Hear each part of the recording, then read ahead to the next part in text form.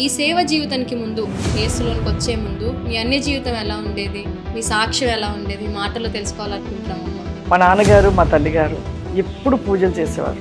Bible పట్టుకొని వెళ్తున్నారంటే ఇంకా మా నాన్నగారు వాళ్ళు చూసేసి బాగా తిట్టేసేవారు.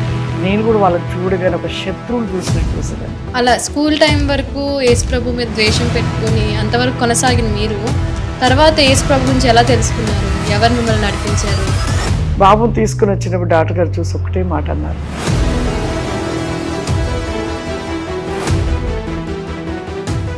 ప్రైజ్ లార్డ్ అమ్మా. అమ్మ ప్రైజ్ లేడమ్మా. బాగున్నారా అమ్మా? బాగున్నానమ్మా. అయితే మీరు ఇప్పుడు సేవలో ఉన్నారమ్మా, ఇంత బలంగా వాడబడుతున్నారు, దేవుడు మిమ్మల్ని ఇంత ఘనంగా వాడుకుంటున్నాడు. అయితే ఈ సేవ జీవితానికి ముందు యేసులోనికి వచ్చే ముందు మీ అన్య జీవితం ఎలా ఉండేది, మీ సాక్ష్యం ఎలా ఉండేది, మీ మాటల్లో తెలుసుకోవాలనుకుంటున్నామమ్మా. చాలా సంతోషం అమ్మా. దేవుని మా కృపను బట్టి నా సాక్ష్యాన్ని మీకు పూర్తిగా వివరిస్తానమ్మా. నిజంగా నా జీవితంలో అన్య జీవితంలో ఉన్నప్పుడు మా నాన్నగారు మా తల్లిగారు ఎప్పుడు పూజలు చేసేవారు. మా తల్లిగారు లేచారంటే తులసి పూజ చేస్తూ ఉండేవారు. అసలు మొదటగా మా అమ్మగారు మమ్మల్ని లేపి ఫస్ట్ తలస్నానం చేపించేసి ఆ తులసి పూజలు కూర్చోబెట్టేవారు. అంటే చుట్టూ కూడా తులసి పూజలు ఆ 7 మార్లు అలా తిరుగుతూ ప్రత్యక్షలు చేస్తూ అలా ఉదయం లేవగానే ముందు మా పని పూజ చేయడము, భగవద్గీత చదవడము, ఇంకా నుండి స్కూల్కి ప్రయాణమై స్కూల్కి వెళ్ళేటప్పుడు కూడా 3 బొట్లు పెట్టేదన్నమ్మా. బొట్టు కింద బొట్టు, బొట్టు కింద బొట్టు, 3 బొట్లు పెట్టాలి.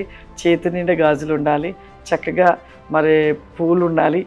ఇలా పెట్టుకొని మా అమ్మగారు ఎంతో చక్కగా తయారు చేసి పంపిస్తూ ఉండేవారు. మరి స్కూల్లో అనేవాళ్ళు పూలు పెట్టుకోకూడదు అన్నా కూడా మా అమ్మగారు అస్సలు రోజుకి ఒక ఫ్లవర్ పెట్టుకోకపోతే ఒప్పుకునేవారు కాదు మా అమ్మగారు. అలా మా యొక్క భక్తి జీవితంలో ప్రతి పూజలు నాగుల చవితి వచ్చిందంటే ఖచ్చితంగా పుట్టలో పాలు పోయాలంటే ఒక బంగారపు పడగ చేయించాల్సిందే, లేకపోతే వెండి పడగ చేయించాల్సిందే.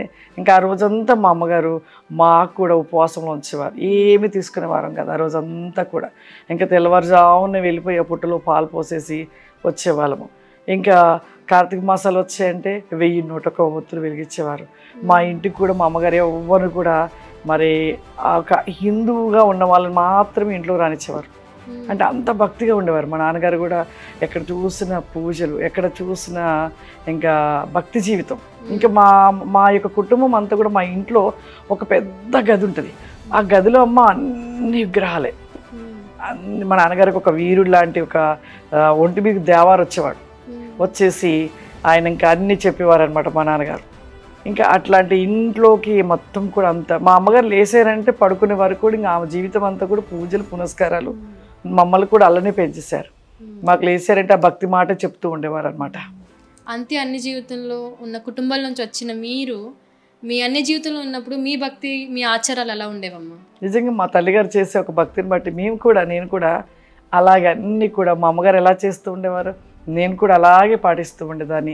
మా అమ్మగారు వెంటనే వెళ్ళేదాన్ని. నేను కూడా భగవద్గీత చదువుతూ ఉండేదాన్ని. మా స్కూల్లో కంప్లీట్గా ఒక భగవద్గీత గురించి ఒక క్లాస్ పెట్టేవారు. ఆ క్లాస్లో మా నాన్నగారు జాయిన్ చేశారు. అంటే ఇక మాకు లేస్తే ఇంకా మా ఆలోచన మనసు అంతా కూడా అలా ఆచారంలోనికి ముందుకు వెళ్ళిపోతూ ఉండేవారు. ఇలా ఉన్న మీకు యేసు ప్రభు అంటే అప్పుడు తెలుసా అమ్మా? అప్పుడు ఆయన మీద మీకున్న అభిప్రాయం ఏంటమ్మా? యేసు ప్రభు విషయంలో అమ్మా, ప్రభువారి గురించి ఆ సమయంలో మా తల్లిదండ్రులు మేము మా కుటుంబం ఉన్నప్పుడు ఎవరైనా అటువైపుగా బైబిల్ పట్టుకొని వెళ్తున్నారంటే ఇంకా మా నాన్నగారు వాళ్ళని చూసేసి బాగా తిట్టేసేవారు. నేను కూడా వాళ్ళని చూడగానే ఒక శత్రువుని చూసేదాన్ని. నిజంగా యేసు ప్రభు అంటే అప్పుడు మాకు ఒక శత్రువుగా అనిపించేవాడు. ఎవరిని చూసిన వాళ్ళని తిట్టేసేవాళ్ళం. అంతగా యేసు ప్రభు అంటే చాలా కోపం. ఎందుకమ్మా, నేను చదువుకుంటున్నప్పుడు నా స్నేహితురాలు, మేము స్కూల్కి ఆమె నేను చాలా భక్తిగా ఉండేవాళ్ళం. ఆమె నేను చక్కగా పూజలు చేసేవారు. ఎప్పుడు పూజలే చేసేవాళ్ళం. అలాంటి మా భక్తి యొక్క జీవితంలో స్నేహం కూడా అలాగే ఉండేది. సడన్గా ఆమె ఒక 1 రోజులు స్కూల్కి రాలేదమ్మా. అప్పుడు రానప్పుడు వెంటనే ఎందుకు రావట్లేదు అనుకున్నాను.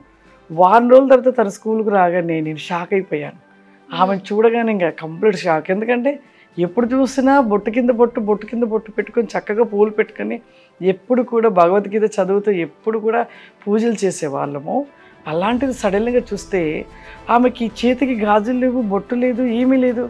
అసలు నేను అలా చూసి ఒక్కసారి ఏమైంది అన్నాను. అంటే ఆమె తలదించింది. ఏమైంది అంటే మేము యేసుప్రభుని నమ్ముకున్నాము అని. నాకు ఒక్కసారి ఇక గుండె పగిలిపోయింది అనుకో. ఇక వెంటనే ఆమెకి వెళ్ళి చూసి నాకు కోపం వచ్చేసి తట్టుకోలేక ఈ కళ్ళల్లో నుండి ఒక వేదన వేడుపులాగా వచ్చేసి ఆమెని ఇష్టానుసారంగా తిట్టేశాను. అసలు నువ్వు మనిషివేనా? అసలు మన భక్తి జీవితం ఏంటి, మన ఆచారాలు ఏంటి, మన పద్ధతులు ఏంటి, ఏంటి గాజులు లేకుండా ఒక భర్త చనిపోయినలాగా ఏమీ లేని ఒక స్త్రీగా ఏంటి నువ్వు అసలు ఒక యవ్వన ప్రాయంలో ఎందుకు ఇలాంటి నువ్వు యేసుప్రభుని నమ్మినావు అంటున్నావంటే ఆమె ఒకటే మాట చెప్పింది. మా అమ్మగారికి చాలా పెద్ద గడ్డైంది, నీకు కూడా తెలుసు కదా, కానీ ఎక్కడెక్కడో చూపించాము, ఎన్నో చేసాం, కానీ ఎక్కడికి పోయినా ఆ గడ్డ తగ్గలేదు. కానీ మాకు తెలిసిన వాళ్ళు యేసుప్రభు దగ్గరికి వెళ్తే మేము కూడా వెళ్ళాం. అక్కడికి వెళ్ళినప్పుడు వాళ్ళు ప్రార్థన చేశారు. ప్రార్థన చేసాక వాళ్ళు ఇచ్చిన ఆయిల్ తోటి మా అమ్మగారికి గడ్డ తగ్గిపోయింది అని చెప్పింది.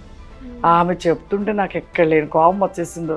ఆమె చెప్పింది నేను వినిపించుకోకుండా నువ్వు ఒక స్నేహితురాలని చెప్పుకోవడం నాకు అసహ్యంగా ఉంది, అసలు నువ్వెవరో నాకు తెలియదు, ఇప్పటి నుండి నా స్నేహం కట్ చేసి ఆ యొక్క యేసుప్రభు అని పేరు మాత్రం అనొద్దు నువ్వు ఇంకోసారి అనేసి ఆమెను గాడా తిట్టేశాను. తిట్టేసి ఇంక అప్పటి నుండి నా స్నేహం కట్ చేసేసాను. కట్ చేశాక ఎవరు తెలిసిన వాళ్ళు కూడా ఏదో బైబిల్ ఇచ్చారు. అసలు ఆ బైబిల్ చూసి పట్టుకొచ్చేసి నా కోపం వచ్చేసి బయట ఇసుకొట్టేశాను. అంత ఒక శత్రువుగా ప్రభువాన్ని నేను యేసు ప్రభువాన్ని, నా కుటుంబం, నా ఫ్యామిలీ అంతా కూడా అలాగే మేము యేసు ప్రభుని ద్వేషించేవారుగా ఉండేవాళ్ళం. అలా స్కూల్ టైం వరకు యేసు ప్రభు మీద ద్వేషం పెట్టుకొని అంతవరకు కొనసాగిన మీరు తర్వాత యేసు ప్రభు గురించి ఎలా తెలుసుకున్నారు? ఎవరు మిమ్మల్ని నడిపించారు? నిజంగా ఆ యొక్క విషయం అమ్మ, ఇక నేను అలా ద్వేషించిన మా జీవితంలో కొన్ని సంవత్సరాలు తర్వాతకి నా యొక్క వివాహం గురించి మరి ఒక మంచి సంబంధం వచ్చింది. ఇంకా అసలు వాస్తవానికి అయితే నా ఏజ్ చిన్న ఏజీ, నేను చదువుకుంది 7వ క్లాస్ అమ్మ, ఆ చిన్న ఏజీ అసలు. కానీ ఆ సమయంలో ఒక మంచి సంబంధం, ఒక జాబ్ ఉన్న వ్యక్తి కానిస్టేబుల్గా ఉన్నారనేసి ఆ సంబంధం మా మేనమ్మ వాళ్ళు తీసుకొచ్చినప్పుడు మా అమ్మ వాళ్ళు మరి చూసి, కానీ వాళ్ళు క్రిస్టియన్, కానీ ఒకవైపు బాధ అనిపించేసింది మా అమ్మకి, మా నాన్నగారికి. కానీ ఒక విధంగా చూస్తే ఏంటంటే ఒక మంచి జాబ్ ఉంది, మంచి కుటుంబం అనేసి ఆలోచించారు. కానీ ఆలోచించినప్పుడు నన్ను అడిగినప్పుడు నాకు యేసుప్రభు అంటే చాలా కోపం. నాకైతే యేసుప్రభు నేనైతే అంగీకరించాను. నాకు అసలు యేసుప్రభు సంబంధం అన్నా వాళ్ళన్నా కూడా నాకు చాలా అంటే వ్యక్తిగతంగా తను చేసుకోవటానికి తను ఇష్టమే, కానీ ఈ యొక్క యేసుప్రభు నమ్మారనగానే నాకు చాలా కోపం వచ్చింది. స్కూల్ టైం వరకు చదువుకునే సమయం వరకు దేవుణ్ణి ఇంత ద్వేషించిన మీరు తర్వాత దేవుణ్ణి ఎలా తెలుసుకున్నారు? అసలు ఈ క్రైస్తవ్యం గురించి, యేసుక్రీస్తు గురించి ఎలా తెలిసింది మీకు? నిజంగా చెప్పాలంటమ్మా, నేను అంత ద్వేషించిన మా కుటుంబము ఒకరోజు సడన్గా నేను చదువుకుంటున్న సమయంలోనే, అప్పుడు నేను చదువుకుంటున్నది కూడా ఒక 7th క్లాస్, ఆ సమయంలో మా మేనమ్మ గారు వాళ్ళు ఒక సంబంధం, మంచి సంబంధం వచ్చిందనేసి మా అమ్మగారికి మా నాన్నగారికి చెప్పారు. ఆ సంబంధము తను ఒక హెడ్ కానిస్టేబుల్, కుటుంబం చాలా మంచి కుటుంబము, మరి ఆ యొక్క కుటుంబము ఎంతో చాలా మంచి కుటుంబం అని చెప్పారు. కానీ ఒక విధంగా చూస్తే వాళ్ళు క్రిస్టియన్. ఆ క్రిస్టియన్ కావడం బట్టి మా అమ్మ వాళ్ళు కొద్దిగా ఆలోచించారు. వాళ్ళు ఆలోచించింది ఏంటంటే ఒక జాబ్ ఉంది, ఒక మంచి ఫ్యామిలీ అని ఆలోచించి సరే నన్ను కూడా అడిగినప్పుడు వ్యక్తిగతంగా తనని ఇష్టమే నాకు, కానీ అక్కడ చూస్తే ఏంటంటే నాకు శత్రువైన దేవుడిని ఆరాధిస్తున్నారని అదొక బాధ. నేను అన్నాను మా అమ్మగారితో, మా నాన్నగారితో, మీకు ఇష్టమైతే నాకు ఇష్టమే, కానీ ఆ యొక్క క్రిస్టియన్, ఆ యొక్క యేసు ప్రభు నమ్మడం అనేది నాకు నచ్చలేదు. నేనైతే ఆ యొక్క పూజలు చేయడము, వాళ్ళ దేవుడికి ఆరాధించడం ఇవి అయితే నేను చెయ్యను, అది వాళ్ళు ఒప్పుకుంటే ఓకే అనుకుందాం అనేసి మా అమ్మగారితో మా నాన్నగారితో అంటే, మా అమ్మగారు మా నాన్నగారు వాళ్ళని అడిగినప్పుడు వాళ్ళకేంటంటే మాకు అమ్మాయి నచ్చేసింది. సరే, వాళ్ళు నిలువెచ్చిన క్రైస్తత్వంలో ఉన్నారు, వాళ్ళు పరిపూర్ణంగా లేరు. సరే అన్ని మీ పాప పూజలు చేసుకుంటే చేసుకోమనండి, మేము ఆటంకపరచము, మేము అభ్యంతరపరచము అన్నారు. అంటే ఇంకా సరే అనేసి వాళ్ళు అలా అన్నారనేసి మా ఇంట్లో మా నాన్నగారు మా అమ్మగారు కూడా ఒప్పేసుకున్నారు. అలా చివరికి క్రైస్తవ్యం ఉన్న ఒక కుటుంబంలోనికి వెళ్ళారు. అప్పుడు మరి మీ ఆచారాలు, మీ భక్తి అలాగే కొనసాగించేవారా అమ్మ? నిజంగా నా ఆచారాలు, నా భక్తి జీవితం అయితే నేను అలాగే కొనసాగించాను. కానీ మా వారు మాత్రం ఏ రోజు కూడా నన్ను ఆటంకపరచలేదమ్మా. అన్ని చేసేదాన్ని, అన్ని పూజలు చేసేదాన్ని, అన్ని ఆచారాలు చేస్తాను. కానీ తనతో మందిరానికి ఎప్పుడైనా రమ్మని చెప్తే నాకు చాలా కోపం వచ్చేసేదమ్మా. ఆయన కూడా సరే రమ్మన్నారు కదా అనేసి వెళ్ళేదాన్ని కానీ ఎక్కడో చివరిలో కూర్చొని బాగా వాళ్ళు చెప్పే మాటలు వింటున్నప్పుడు నాకు చాలా కోపం వచ్చేసేదమ్మా. కోపం వచ్చేసి బాగా లోపలే తిట్టేసుకునేదాన్ని. యేసు ప్రభు ఇక్కడ ఉన్న వాళ్ళందరూ కూడా మార్చబడాలి, అందరూ కూడా అన్ని జీవితంలోకి రావాలి, అసలు అందరూ బొట్లు పెట్టుకోవాలి, వీళ్ళందరూ పువ్వులు పెట్టుకోవాలి, గాజులు వేసుకోవాలి, వీళ్ళన్ని ఆచారాలు చేయాలి, అసలు వీళ్ళు ఇక్కడ ఉండొద్దు అని ఇంకా నేను నా భక్తి జీవితంతో నేను చేసేదాన్ని వీళ్ళ గురించి. అలా సనుగుతూ గునుగుతూ ఇంకా అలా కాసేపు కూర్చునేదాన్ని. కానీ నాకైతే చాలా కోపం వచ్చేది. ఆ రోజంతా కూడా మా వారితోటి కొద్దిగా నెమ్మది లేనట్టుగా ఉండేదాన్ని. ఇప్పుడు మ్యారేజ్ అయిన తర్వాత కూడా అంత ద్వేషంలో అంతలో ఉన్న మీరు అసలు క్రైస్తవ్యం గురించి ఎప్పుడు యేసుక్రీస్తు దేవుడు అని తెలిసింది మీకు? ఎప్పుడు యేసుక్రీస్తు గురించి తెలుసుకోవాలి అని ఒక ఆశ పుట్టింది ద్వేషం పోయి? నిజంగా నేను ఇంకా అలా ఇంట్లో నా పూజలు, నా భక్తి జీవితంలో ముందుకు సాగుతున్నానమ్మా. సాగుతున్న సమయంలో దేవుడు మహాకృపను బట్టి అక్కడ నాకు 1 ఇయర్ నాకు పిల్లలు కలగకపోయారు. 1 ఇయర్ అయిందనమాట. ఆ సమయంలో మా వారు అన్నారు, మళ్ళీ ఇంటి దినాలు వచ్చాయమ్మా, ఒకసారి మన ఇంట్లో ప్రేయర్ పెట్టుకుందాము అన్నారు. అంటే సర్లే మీ ఇష్టం లేండి అన్నాను. ఎందుకంటే నేను చేస్తున్న పూజలు నేను కూడా చేస్తున్నాను కదా ఇంట్లో. నేను నన్ను ఇబ్బంది పరిచినప్పుడు తను కూడా నేను ఇబ్బంది పరచొద్దు కదా అనేసి సరే పెట్టండి అనేసి నేను అన్నాను. అన్నప్పుడు ఆ రోజు ఇంటికి వచ్చేసి అందరు కూడా ఇంకా ప్రార్థనలని ప్రార్థన చేస్తూ ఉన్నారు. వాళ్ళ ఇంటికి వచ్చేసి ఇంకా అందరు ప్రార్థన చేస్తూ ఉంటే నేను కూడా కూర్చున్నాను మామూలుగా. వాళ్ళకి టిఫిన్స్ అనేవి అన్నీ కూడా అందించాను. కానీ వాళ్ళు అడిగారు అనమాట, పాస్టర్ గారు అమ్మ మీకు ప్రార్థన చేస్తానన్నప్పుడు వద్దండి అన్నాను. అంటే పర్వాలేదు చేయించుకొనేసి మా వారంటే నా మీద చేయి పెట్టొద్దు, మీరు అలా ఉండి చెయ్యండి అన్నాను. అన్నప్పుడు ఆయన అక్కడ ఉండి ప్రే చేశాడు అనమాట. గర్భఫలం గురించి తను చేశాడు. చేసినప్పుడు నేను నవ్వుకున్నాను, ఈయన ప్రే చేస్తే నాకు పిల్లలు పడతారా, ఈయన ఏంటి ఇలా చేస్తున్నాడు అనుకున్నాను. నాలో నేనే నవ్వుకున్నాను ఆయన చేస్తుంటే. ఆ గర్భఫలం గురించి ఏం చేస్తాడేంటి, ఈయన ఏం చేస్తే నాకు పుడతారా పిల్లలు ఏమైనా అనేసి నేను అనుకున్నాను. నిజంగా వాస్తవం ఏంటంటే అమ్మా, తను చేసి వెళ్ళిపోయాక అద్భుతం ఏంటంటే నేను అదే నెలలో కన్సీవ్ అయ్యాను. ఆ నెలను కన్సీవ్ అయ్యాను. కానీ నా దేవుడు చేస్తున్నాడని నా ఆలోచన. నా భక్తి జీవితంలోకి ఉన్నాను కాబట్టి నేను ఇలా అనుకుంటున్నాను. కానీ అలా తర్వాత కొంతకాలానికి బాబు, నాకు పెద్ద బాబు పుట్టాడు. చక్కగా ఏ ప్రాబ్లం లేకుండా మరి బాబు పుట్టడం జరిగింది. చాలా సంతోషపడము. తర్వాతకి ఇంకా అలా నా జీవితం కొనసాగుతుంది. నా భక్తి జీవితంలోనే ఉన్నా నేను. నా భక్తి ఏంటి, లేస్తే పూజలు, లేకపోతే విగ్రహాధన, లేకపోతే కార్తీక మాసంలో ఒత్తులు వెలిగించడాలు, ఇంకా నాకు లేస్తే కొబ్బరికాయ, ఇదే పని నా పని. కానీ మా వారు కూడా పాప ఎప్పుడు ఇబ్బంది పెట్టలేదు మా విషయంలో. ఇంకా నేను ఇలానే కొనసాగుతున్న సమయంలో మళ్ళీ నేను ప్రెగ్నెన్సీ అయ్యాను. తర్వాతకి రెండో బాబు పుట్టాడు. రెండో బాబు పుట్టినప్పుడు పుట్టడమే పుట్టి గుడ్డివాడమ్మా. కళ్ళు లేవు, పుట్టి గుడ్డివాడు. వాడికి అసలు బాడీకి స్పర్శ లేదు. అసలు ఎలాగంటే పుట్టినప్పుడు వాడి స్కిన్ ఎలా ఉందంటే పెద్ద కంటే బాబు లోపల పెరగలేదమ్మా. ఇంకా అవయవాలలో పాలు ఇలా పోయేటి కూడా కనపడిపోయేది. అంత పల్సటి పొర అనమాట. ఇంకా రూపం కూడా లేదు, దెయ్యం రూపంలాగా. అంటే బాబు ఏంటంటే లోపల పెరగలేదు కాబట్టి రూపం కూడా కరెక్ట్గా లేదనమాట. అలాంటి బాబు కేవలము ఒక గాలి బ్రతికున్నాడు, ప్రాణం ఉంది అంతవరకే. కానీ కదలిక కానీ కళ్ళు లేవు, ప్రాణం అయితే ఉంది. ఇంకా అలా పుట్టాడనమాట ఆ బాబు. ఇంకా బాబుని ఎలా ఏం చేయాలనేసి మేము ఆలోచించి ఎక్కడెక్కడ హాస్పిటల్స్ ఎక్కడెక్కడో చూపించినా కూడా డాక్టర్స్ ఏమన్నారంటే ఈ బాబు బ్రతకడు, చనిపోతాడు, ఈ బాబు మీరు ఏం ఆశలు పెట్టుకోవాలి, ఎందుకంటే ఈ బాబు ఎప్పుడైనా చనిపోవచ్చు. ఎందుకంటే కళ్ళు లేవు, బాడీ ఎదుగుదల లేదు, అన్ని అవయవాలు పెరగలేదు, ఆ బాబు ప్రాణంతో ఉన్నాడు. కొద్దిగా అంటే వాడికి ఆకలిస్తుంది కూడా తెలియదమ్మా. నేనే కొన్ని పాలు తాపించిందని. తల్లి పాలు పట్టడం కూడా వచ్చేది కాదు వాడికి. ఇంకా పాలు తాపిస్తూ ఉండేవాళ్ళం, కొన్ని పోసేవాళ్ళం. అలాంటి సమయంలో మరి ఎక్కడెక్కడ తిన్నా ఎన్ని పూజలు చేశానో, ఎన్నో నోములు చేశానమ్మా. చెయ్యలేని పూజలు లేవు, చెయ్యలేని నోములు లేవు. అసలు ఆ నోములు, ఆ పూజలు, ఆ బంగారపు పడిగలు ఎన్ని చేంజ్ చేశాను. అయినా కూడా ఏ దేవుడి నుండి స్వస్థత, అద్భుతం ఏమీ జరగలేదమ్మా. కానీ ఆ సమయంలో మా కుమారుడికి 4 years వచ్చేసాయి. 4 సంవత్సరాల బాబుని ఆ టైంలో వేరే ఊరు ట్రాన్స్ఫర్ అయింది. అక్కడికి వచ్చినప్పుడు కూడా అందరు చూసి ఒక హేళనగా మాట్లాడేవారు. అంటే ఒక బతికి ఉంటున్న బొమ్మ అనమాట. ఒక బొమ్మను చాదినట్లే బాబుని, ఇంకా ప్రాణం ఉన్న బొమ్మ.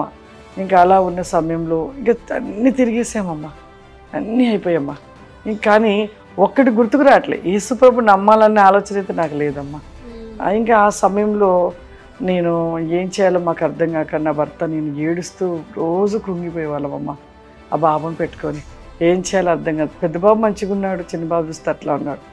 ఏం చేయాలో అర్థం కాని పరిస్థితిలో ఒక డాక్టర్ గారు మంచిగా చూస్తాడు, ఖమ్మం తీసుకెళ్ళి చూపించండి, అమెరికా నుండి వస్తున్నారంటే బాబుని తీసుకుని వచ్చాం. బాబుని తీసుకుని వచ్చినప్పుడు డాక్టర్ గారు చూసి ఒకటే మాట అన్నారు, అమ్మా మీకు నెక్స్ట్ కాన్పు చూసుకోండి, ఈ బాబు బ్రతకడం కష్టము, ఈ బాబు ఏ రోజుకని చనిపోతాడు, కాబట్టి ఈ శ్రమ మీరు పడ్డం ఎందుకు, కాబట్టి ఒక ఇంజెక్షన్ 150 రూపాయలు ఉంటుంది, ఆ ఇంజెక్షన్ అది వేస్తే ఒక క్షణం, ఒక పావు గంటలోనే అబ్బాయి ప్రాణం వెళ్ళిపోతుంది, చనిపోతాడు, ఇక తర్వాత నెక్స్ట్ కాన్పు చూసుకోవచ్చు, పొద్దాకి శ్రమ ఎందుకు మీకు అన్నారు. ఇంకా మా వారు నేను బాగా ఏడ్చేసామమ్మా, ఎంతకంటే ఇంకా అసలు తట్టుకోలేకపోయాం, ఆ బాధ, ఆ వేదన తట్టుకోలేకపోయాను. ఆ సమయంలో ఇక ఇద్దరం కూడా ఒకటే అనుకున్నాం, ఏమనుకున్నామంటే ఇక మనకిచ్చిన బిడ్డ దేవుడిచ్చాడు అంతే అనుకుని వెళ్ళి డాక్టర్ గారితో ఒకటే మాట చెప్పారు, సార్ మా బిడ్డని మేము ఏం అలాంటి పని చెయ్యం, ఎంతకాలమైనా మేము చదువుకుంటాం అన్నప్పుడు డాక్టర్ గారు అన్నారు, నీ కర్మమ్మ, నువ్వు అనుభవించాలనుకుంటే అనుభవించుకో, వెళ్ళిపోయి ఇక్కడ నుండి అన్నారు. ఇంకా అప్పుడు బాబుని తీసుకొని వచ్చేసి ఇంకా బాగా ఏడుస్తూ, నిజంగా ఆ టైంలో డాక్టర్ గారిని ఒక టాబ్లెట్స్ అడిగినా రాయలేదమ్మా, ఇంకా ఏడ్చుకుంటూ బాబుని తీసుకొచ్చేసుకొని ఇంట్లో పెట్టేసుకొని ఇక ఏం చేయాలో అర్థం కాని పరిస్థితి. ఆ టైంలో ఒక సహోదరి వచ్చింది, ఓ సిస్టర్ గారు, పక్కింటి సిస్టర్ గారు గమనించారు నన్ను, గమనించి వచ్చి కూర్చొని, అమ్మ ఒక విషయం చెప్తాను, యేసుప్రభు నమ్మచ్చు కదరా అన్నది.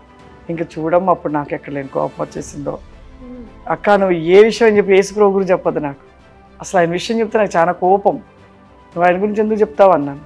అయ్యో అట్లా అని కాదమ్మా, ఇన్ని దేవుళ్ళు చేసావు కదా, ఇన్ని చేసావు కదా, యేసుప్రభుని ఒక్కసారి నమ్మి చూడు, ఎందుకంటే ఆయన ద్వారా అనేక అద్భుతాలు జరుగుతున్నాయి, అనేకులు బాగవుతున్నారంటే ఇంకొకసారి నాకు యేసుప్రభు పేరు చెప్పదు, నా కర్మ బాగాలేదు ఇలా ఉంటాను అంతే, ఆ యేసుప్రభు నువ్వు చెప్పకన్నాను అన్నప్పుడు ఇంకా ఆమె వెళ్ళిపోమన్నాను, కోపం వచ్చేసి ఇంకా ఆమె అలా వెళ్ళిపోయింది. మళ్ళీ తెల్లారి వచ్చింది, మళ్ళీ చెప్పడం మొదలుపెట్టింది, అరే ఒక్కసారి ప్లీజ్ రా, ఒక్కసారి విను చూద్దాం, సార్ నీ దేవుడు నువ్వు చేసుకోరా, ఒక్కసారి యేసుప్రభు నమ్మును అంతే, ఆయన కార్యం ఎలా ఉంటుందో చూడన్నది. ఇంకా నేను ఏమో అంతగా చెప్తుంది కదా, సరే చూద్దాం అంటే ఆమె అలా చెప్తున్నప్పుడు అన్నాను, ఆ సర్లే అక్కడ నమ్ముతానులే అన్నాను, ఒకటే మాట నమ్ముతానులే అన్నాను. ఆ మాటకు ప్రభు నిజంగా నన్ను ఎలా పట్టుకున్నాడంటే అమ్మ, నిజంగా గొప్ప దేవుడమ్మా యేసు ప్రభు. ఆ మాటతోటి నా జీవితాన్ని దేవుడు మలుపు తిప్పేశాడు. ఆ సమయంలో ఇంకా అలా మలుపు తిప్పేశాడు. మలుపు తిప్పాడు అంటే ఆ మలుపు ఏంటో కూడా చెప్తానమ్మా. దేశంలో ఉన్న మీరు రెండో బాబు పుట్టాక ఆ బాబు ఒక పరిస్థితిని బట్టి ఏదో నామకార్థంగా తర్వాత మీకు ఒక సిస్టర్ వచ్చి చెప్పడాన్ని బట్టి నమ్ముతాను అని చెప్పి అన్నారు, నామకార్థంగా అన్నారు. దాని తర్వాత ఎలా మారింది మీ జీవితం, మీ స్థితి ఎలా మారింది, యేసుక్రీస్తు వారి మీద మీ అభిప్రాయం ఎలా మారిందమ్మా?